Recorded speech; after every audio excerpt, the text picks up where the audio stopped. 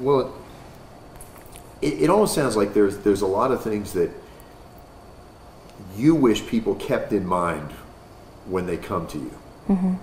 What are some of those things? Do you want me to go? Go ahead, Hillary. However you like it. Yeah. I wish people would think not only about what they want, but what their families may want after they pass away. Because quite often I meet with the family and they say, I don't want any services, I don't want anything. But then when the family comes in after the deaths occurred, the family might want to see mom for the last time. The family may want a small service.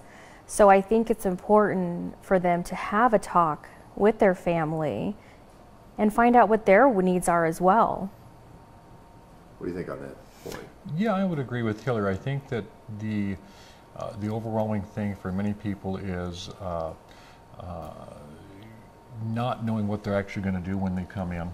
They think they might know mom or dad's wishes, and they just don't quite know what to do. It's very overwhelming for a lot of people. Tucson is a market here, for example, it's about 70–75% cremation, so that's going to be the main means of disposition. But when people use the word cremation today, it doesn't necessarily mean that you're not going to have some type of gathering or some type of memorial or a celebration of life. That could be at a funeral home, that could be in someone's residence. Today they're in hotels, they're in churches, there's a lot of venues.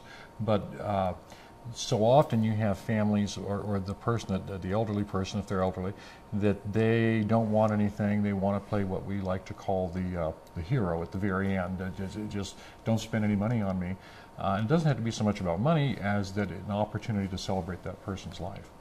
But it sounds like working these things out in advance is the smart and sensitive thing to do, but you're competing with people's procrastination and denial. Is that Correct. fair to say? Right. Oh, absolutely.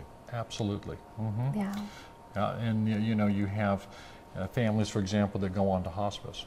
And there's wonderful hospices here in Tucson. And they do counsel people. It might be time now to maybe think about the end planning and stuff. But it just very often, more often than not, they want to wait until that person passes. They just can't deal with it.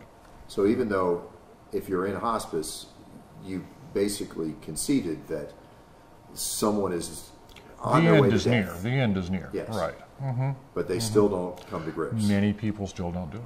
No. No, it's one of those things in life that people really do not ever want to deal with.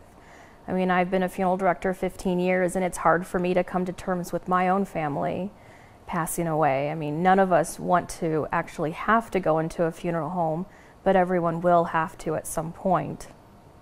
So have either or both of you practiced what you preached on this point? Well, you know something, being a funeral director and so forth, I was able to handle it for both my parents when they passed. We kind of knew in speaking to siblings what was going to happen. But did we actually pre-plan it? No.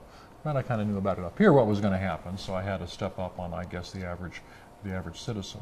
No, there's true. A lot of funeral directors don't do it ahead of time. No, because we're in denial as well sometimes, even though we're around it every day. It's not our loved ones that we're helping, it's other families, so. Even if you don't plan everything down to every single detail, what are some of the big details you would hope people took care of? I would hope that people would at least let their family know if they want to be buried or cremated, and maybe at least have their information on file with a funeral home. Yeah, I would agree with that. It doesn't require a person to prepay for their needs after the fact, but it would be good to put it down in writing, leave it at a funeral home, or give it to their family. That's a huge step. Again, your means of disposition are very simple. It's either a person's going to either be buried, they're going to be cremated, they could be shipped out of state, they could have their body willed to science. I mean, there's a host of options, I guess, really. But it would be nice to have that written down for their family. It sounds like family members need to have some discussions among themselves to avoid conflict too. Right. Absolutely, absolutely. And you get a number of people here too, as in many cities, but where there might not be family. So what happens? Okay, and that's a definite reason for somebody to want to be able to pre-plan and maybe I'll segue into possibly prepaying or prearranging your final affairs. Now, when it comes to expenses, a lot of times you hear people say after the fact, "Wow, I didn't realize it would be as expensive as it was. Mm-hmm. What are some of the things that go into those expenses? Well, actually, in my experience, I find that at the end of my arrangement time with the family, as they're leaving, they actually say to me, wow, that was not as much as I thought it was. Because nationally in Arizona, we are very low on the spectrum of our prices for cremation. In some states, cremation can be upwards of $4,000 or $5,000. So here in Arizona, where it's $1,000 to $2,000, that's not a lot for everything that goes into it. What is there a typical? Is there such a thing as a typical price for the total? You could have an average. I mean, in every market, you're going to have, there's going to be a low, there's going to be high, and there's going to be several places in between. So I would say an average here in Tucson is going to be in anywhere from 12 to 1,800 would be fair when you wrap everything into it. All of what we call cash advances, the costs of death certificates or an obituary, etc. And that would probably be one that involves a cremation or that a would be a casket? very simple cremation with no formal services involving the funeral home. And so it's a very simple cremation. You can go up to a high, you can go up to a high of $10,000 with multiple services, visitations, the casket, limousines, escorts, a host of things. That would assume embalming as well? Correct. Mm-hmm. Mm-hmm. Now, when someone comes to you, what's their usual state of mind for all those decisions they've got to be making? A lot of it depends on what the situation was before they come in and how traumatic the death was. Sometimes families come in and they're a little relieved because mom or dad had been suffering, their loved one had been suffering for years. Quality of life is gone, so it's a relief to some people. And sometimes if they were in a traumatic accident and they weren't prepared at all and the person was young, oh, it's really sad. Their minds are not there with us. And we talked about there's a lot of information you're required to share with them now because there's a good deal of regulation. Does that almost make it more difficult sometimes because here's somebody upset and wow, here's a lot of paperwork to wade through? It is. It's all in the delivery. It's all in your experience, though, too. I mean, there are certain things we need to provide families, and that can be given in a very tactful way and in a very subtle way. You provide a family a general price list, and if you have questions, usually by then you know the direction that they're wanting to go in, whether it's going to be a cremation memorial arrangement or a burial arrangement. So you kind of already know. You've talked about that at some point, you know, as you're presenting these price options and so forth. There's information gathering. There's information we're required to get for an Arizona death certificate, statistical information, so that's important. We gather that from them. There are various forms that need to be signed, whether it's a cremation authority, whether it's an embalming permission, whether it's a release from our medical examiner or from a hospital. So there's various forms. And we deal with we have a lot of snowbirds in southern Arizona that might want to be shipped back out of state. So we're dealing with airlines, we're dealing with sometimes consulates if they're going out of the country. So each one varies a little bit, but yeah, there's a lot of paperwork involved. Does shipping a body require other things? I know I saw that some states, some states shipping requires embalming, some states it doesn't. Does that complicates things, fair to say? Typically we would embalm when shipping out of state. The only time that we don't is when a family has religious beliefs that go against that. It could be a Jewish family, for example, and that would be one where today you're authorized to use dry ice. And you put them in a vinyl encasement, and you use dry ice to keep the body cool, and the airline that's sufficient to put them on the airline with that. In some cases, would you cremate before transport? Because that would possibly simplify Oh, things. well, absolutely. If they request that, sure. Yeah, you can do that ahead of time. And then they can actually carry the urn right through the TSA. Fair to say that the goal of a lot of these regulations is so no one feels like they were surprised by a charge. Right. Is that fair to say? Yes, absolutely. And it's for the consumer too, in that they can go into to any funeral establishment, and they should, by law, they have to be given or presented what they call a general price list. And it allows the consumer then, if they're of that mind to want to shop and compare, that they can actually have a general price list. They can review that, and there are 7 components on that price list that the prices don't have to match, obviously, but at least they have to say, what is your charge for embalming? What is your charge for cremation? What is your charge for basic services, etc.? And then they can compare if price is important to them in those areas. are people willing to comparison shop, or do they say, well, for something like this, I just don't think that's tasteful? Yes and no. Yes and no. You're going to have people that shop, but typically the percentages are going to be that people have typically previously used your services. Okay. And right. secondly, it's going to be a geographic thing. If you're in their neighborhood, that's important, because especially if they're going to have an event, they would like it to where their friends and neighbors and guests, it's going to be more convenient for them. But you do have consumers that do literally get on the telephone and the death has just happened or about ready to happen, and they're going to shop, and $10 or $20 sometimes makes a difference where they're sometimes it's even at 2 or 3 in the morning. Oh yes. So it is difficult when people don't intend to be consumers of this industry, and then it's 3 o'clock in the morning and the deaths occurred, and all of a sudden they have to start calling funeral homes. And then they're choosing a funeral home based on price, which might not always be the right fit for their family. But you have to disclose all of this up front, even over the phone. If right? they ask, yes. Yeah. Now, when did it start happening? I understand you can go on Amazon, Costco, Walmart, and buy your urns, your caskets. When did that start happening? Well, the Costco started, what was that, about maybe 5 to 10 years ago? Yeah, legally, there was a thing for a while there where what they call third-party casket stores opened up. People would actually physically go in, you could buy a casket instead of using a funeral home, and then they would deliver it to the funeral home. And then, of course, with the development of Amazons and so much consumer products being purchased online, they can do that. It literally was babbling around in the early 90s. Funeral homes used to have at one time a service fee to accept an outside merchandise, and the FTC found out illegal. And so we have to accept merchandise from the outside. Now, we can package our prices and say that if you don't purchase a package from us, then you have to go itemized. But we've been accepting merchandise from the outside for 25 years probably. Does it happen very often, or do most people say, look, I'm just going to keep it simple and go? Not as often as I thought it would be.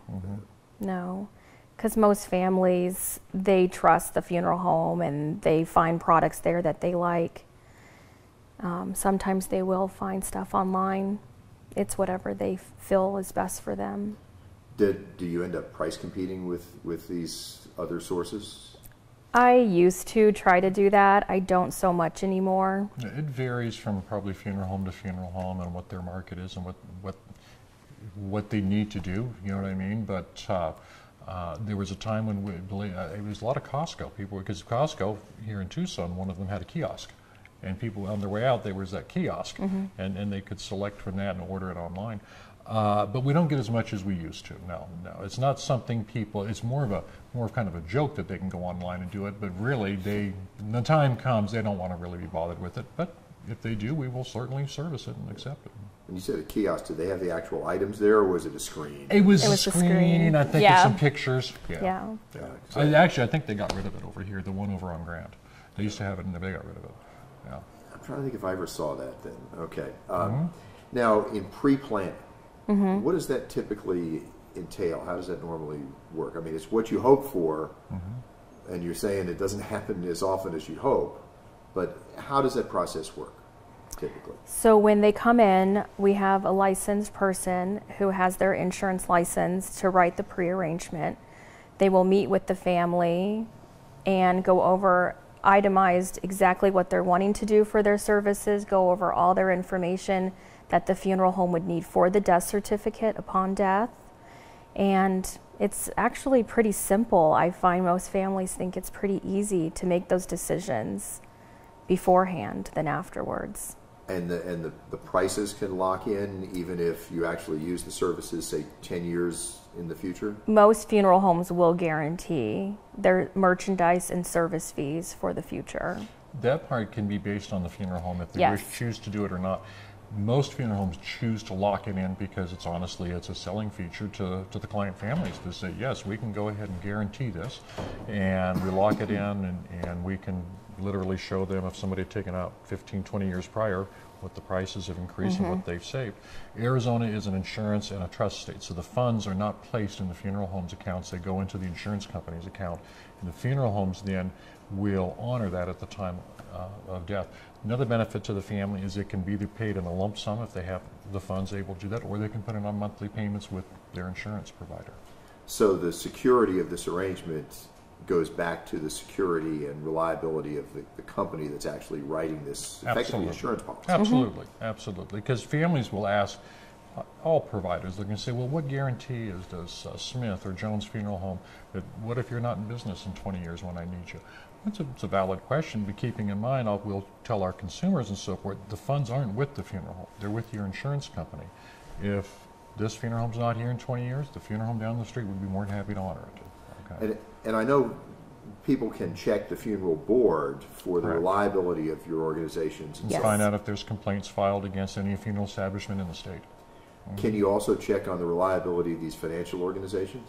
Oh, yes. Absolutely. Through the insurance. The State Insurance Commission, through the Better Business Bureau, and literally just being a little bit proactive, go online, type in the insurance name, see what comes up about it, and if there's anything negative or positive. Now, one of the things I talked about with you is the idea that, yes, you guys sometimes feel like, yes, you hear about the horror stories. And the point I made is that news is still likely the unusual, not the typical. But, I mean, fair to say that kind of thing makes you cringe too, when you hear of somebody who has gone astray and served a family poorly? Yes, I mean, years ago, we never did witness cremations where the families would come in and want to actually witness the cremation. That all started happening after a funeral director in Georgia was not cremating the families, and he was actually burying the deceased out back. And so that went national, and it was in Georgia, but it rippled out here to Arizona, to where all of a sudden families didn't believe we were cremating their loved one. So now most funeral homes, I'm sure you all have that as well, where we have to do witness cremations for the families that want those that. that requested. Yeah, the majority don't, but there's some that are scared. It's like in any profession, any business. The news is going to go for those that are maybe more dramatic. They've done things that they shouldn't have been doing, usually on a selfish, greedy type of standpoint. And then you're going to have the 98% that just do a great job, many of them, but don't get much notice on it. But some of that suspicion has rippled out to affect how you all do what you do, it sounds like. It does, absolutely. And I think there is a lot of misconceptions in our industry and unknowns, because people aren't everyday consumers of the funeral industry. And so they don't know what goes on in these places. And that's why I encourage families to come in, meet your local funeral home, see the facilities. We're not as scary as people think we are. That is a hurdle. It is. You all know it. It is. It is hard, but when people actually meet me, they think, wow, you're a funeral director? You don't look like what I thought you would look like, because they're scared to meet us. But we're really just average people in your community that want to help and care for your family and loved ones, and that's what we're here for. So people imagine some sort of character out of a horror movie almost? Because that's what they see. That's what they know. That's what's put out there for them. But you can kind of see why it's hard for people to voluntarily come in and and check these things out. But they should. Absolutely. They should, because then when the death does occur, they can eliminate the being taken advantage of, the unknowns. Well, it sounds like the suspicions that you talked about when people want to see the cremation, they're sort of running themselves through something more traumatic. Yes, it can be. And that's why we're always really careful to warn the families about that before they choose that. Yeah. Most of that can be explained that way ahead of time, and just saying that obviously we follow all rules and regulations. Each person is cremated individually. So one of the reasons, though, that it's a good thing to maybe check things out ahead of time with funeral homes. One thing that Adair's has done, one thing Springs has done, is you own and operate your own crematory, and you can share with the family when your loved one comes into our care. They don't leave our care. We're not sending them out to a third-party crematory across the city or out of the city, for example. And so it's things like that when people are, if they have questions and concerns, that we can certainly share with them the benefits of using a local funeral home that has all of their own equipment as compared to maybe others that might not. Mm-hmm. Is there one thing that stands out as the greatest misconception you'd like to overcome here? Yes, not all funeral directors are men. Case in Right. point. And not all funeral directors wear black and white. Case in point. So, and that's actually part of that is we did some research too, and we felt that we were dressed more business casual when we actually meet the client families when they come in. It brings their level of tension down somewhat too. Now we still get more formal for the events and everything, but to meet them on their first visit into a funeral, could be their first or second time ever inside of a funeral home. It's important to not be that stereotypical look that families so often think. And you all were saying, or your colleague was saying, that there are certain presentations as part of the pre-arrangements that people are more comfortable. They'd rather see the casket not right there, but just as a photo on a website or something, because it's. Well, look at the things we purchase on tablets today. Many people, I mean, you can purchase a computer on the tablet. You might spend $1,500 for this or two. We don't bat an eye over any of that thing today, and so to purchase things either by a photograph or on a visual display, it's not unusual today. You know. And there's less of the putting yourself or your loved ones mentally into that. Oh, absolutely, scene. Absolutely. Mm-hmm. Yeah. Yeah. You know, I think that is probably going to do it. I appreciate you all for being Sure. so gracious on this. You But bet. is there anything that you all want to add? Sometimes as we're packing everything up, people say, "Oh, I wish I'd had the opportunity to say." No, I'm good on that. I mean, there are things that maybe might not be for this show, but there's things, for example, that I know Hillary has, and it could be things that, like we do, the consumer could find impressions of fingerprints. We take fingerprints of the deceased, and you can make keepsake jewelry. The DNA can be offered today. We actually take DNA from the deceased, and then you can be tested, and you can do a lot of historical things with that. That's being offered today too. You know, it's not for everybody, so you have to be very careful when you offer these things, because it's either it's a great idea or are you kidding me? Really? Why in the hell would I want DNA taken? I know what they died of. I mean, you get all types of stuff. Do you do anything with the NFDA, Have a Talk of a Lifetime? Yes, they're doing that, and now this Be Remembered too. Okay. Yeah. What are those? So there's a big thing going on through the National Funeral Directors Association called Have the Talk of a Lifetime. And what that is trying to get people to have the talk with their family about what their wishes are. And we have little card sets that can at least break the ice with your family, so you can learn more about each other, so that when the death does happen, you know more about that person and what their wishes are for. Got to get it to them though before they kind of get to the Alzheimer's wing, at Yes. the nursing home. That's not going to work too. No. Well, so I like to give those out. I give them out to different groups I am involved in. Right. Well, I suppose if somebody gets impaired, their wishes have less legal weight after a certain time too. Well, yeah. Not much stories you're going to get out of them at that point either. No. So yeah. All right, I think that's probably going to do it. We just need to hold still for a minute. Okay.